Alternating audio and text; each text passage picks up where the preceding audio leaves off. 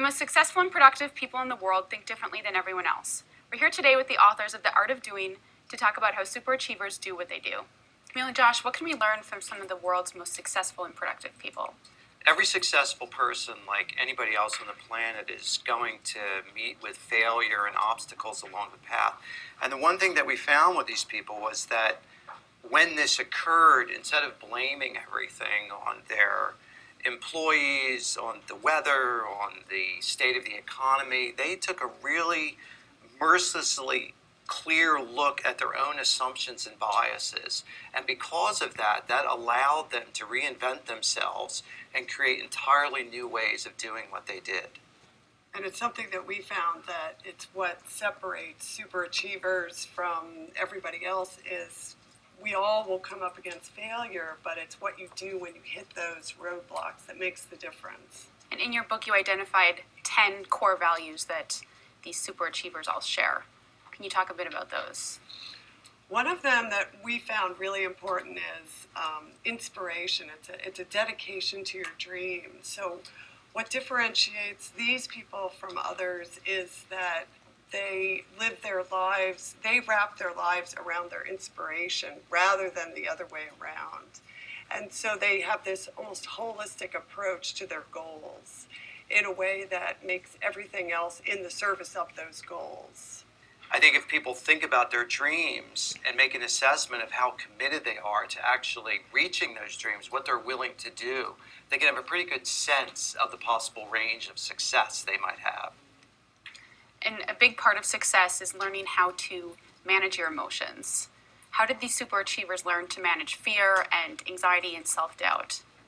Well, we have a great example of someone that we interviewed in the book, this young teen girl, Jessica Watson, who set out to circumnavigate the globe as the youngest person to do so. I mean, in some ways, she was the ultimate example because she did this circumnavigation when she was 16.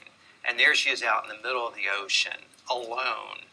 Mechanical failures, storms, loneliness, boredom, whatever it was, she had to find something within herself to overcome any emotions that came over her. And, you know, for all of us, we sometimes think of these emotions as something that it's the craziness that sweeps over us. And so we're going to get mad, we're going to get sad, we're going to get distracted, we're going to get frustrated, and we don't necessarily see that by managing those emotions, and in some cases even channeling those emotions, we can do such a better job of actually pursuing our goals.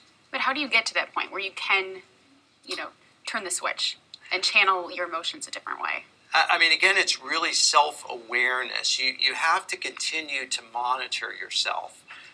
What are the present-day realities that are blocking you, that are helping you? What are the hindrances? What are the opportunities? Also keeping in mind, what is the ultimate goal? You've got to really keep your eyes on both of those things at the same time. We found in some cases, for instance, this civil rights lawyer that we interviewed from Los Angeles, she used her anger about the conditions of society to propel her forward, to continue finding new methods of fighting for the people. And there is a sense of, in many of the cases of the people we spoke with, this idea of going for broke.